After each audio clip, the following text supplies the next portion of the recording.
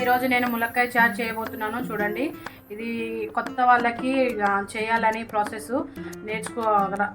ములక్కాయ చారు రాని వాళ్ళకి, కొత్త వాళ్ళకి నేర్చుకోవాలంటే ఇది చిన్న ప్రాసెస్, సింపుల్గా చేసుకోవచ్చు. చూడండి, నేను చేస్తున్నాను ఇప్పుడు ములక్కాయ చారు అనేది. చూడండి, నేను ఆయిల్ అనేది వేసేసాను. ఇప్పుడేమో ఒక స్పూను మెంతులు వేసుకుంటున్నాను. ఫస్ట్ ఆయిల్ కొంచెం వేడి అయినాక మెంతులు వేసుకోవాలి. మెంతులు వేసుకున్న తర్వాత నేను మినపప్పు వేసుకుంటున్నాను ఒక స్పూను. దీంట్లోనే ఒక స్పూను ఆవాలు వేసుకుంటున్నాను. దీంట్లో 2 ఎండుమిరపకాయలు వేస్తున్నాను. కొంచెం చిటికేడు జీలకర్ర. నేను కచ్చపచ్చగా దంచుకున్న ఎల్లుల్లిపాయ అనేది వేసుకుంటున్నాను. దీంట్లో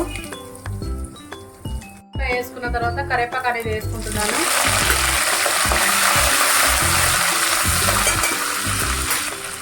కరివేపాకు ఒక 4 పచ్చిమిరపకాయలు వేసాను. మళ్ళీ ఉల్లిపాయలు కూడా వేసేస్తున్నాను.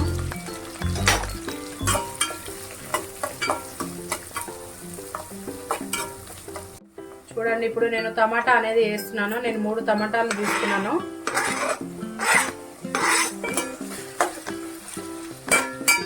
ఇప్పుడు దీంట్లోనే మునక్కాయ అనేది వేసేసాలి. మంచిగా మగ్గుతాయి. దీంట్లో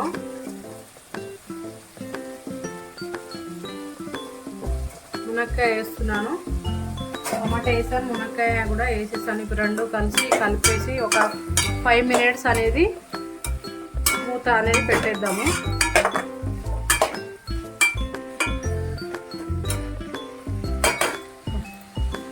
ఇప్పుడు దీంట్లోనే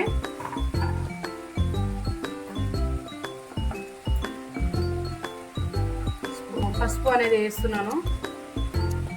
దీంట్లోనే మనకు కావాల్సినంత కారం పొడి కూడా వేసుకుంటున్నాను.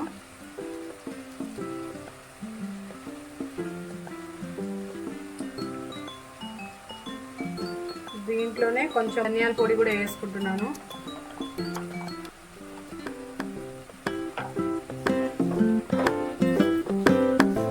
కొంచెం ఉప్పు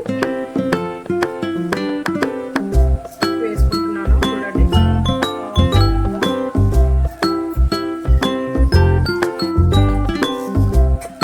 ఇప్పుడు ఇది కలిపేస్తున్నాను. ఇప్పుడు అరేంజ్ చేస్తున్నాను.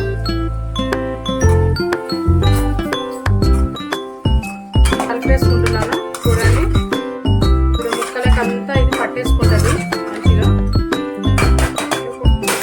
5 మినిట్స్ నేను మూత పెడుతున్నాను. నేను ఇప్పుడు చింతపండు అనేది ముందుగా పెద్ద నిమ్మకాయ ఉంటుంది కదా, పెద్ద నిమ్మకాయ సైజు చింతపండు తీసుకున్నాను. ఆ చింతపండుకి ఇప్పుడు నేను దీంట్లో గ్రేవీ అనేది చేస్తున్నాను.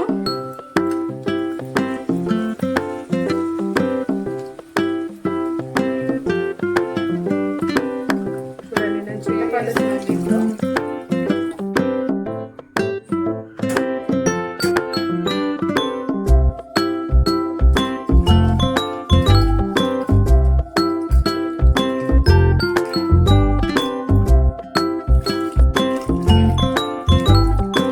పులుసు కాబట్టి నేను ఒక గ్లాస్ నేను వాటర్ అనేది తీసుకుంటున్నాను. దీంట్లో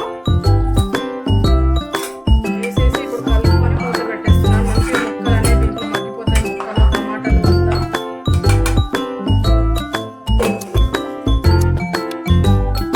చూడండి, మనం మునక్కాయ పులుసు అనేది రెడీ అయిపోయింది. మనకి పల్చదనంలోనే మనం దింపేస్తే ఏంటంటే చల్లగా అయినప్పుడు మనకు చిక్కదనం అనేది వస్తుంది. మునక్కాయ పులుసు మనకి రెడీ అయిపోయింది. మీరు కూడా ట్రై చేయండి. నచ్చితే లైక్ చేయండి, షేర్ చేయండి.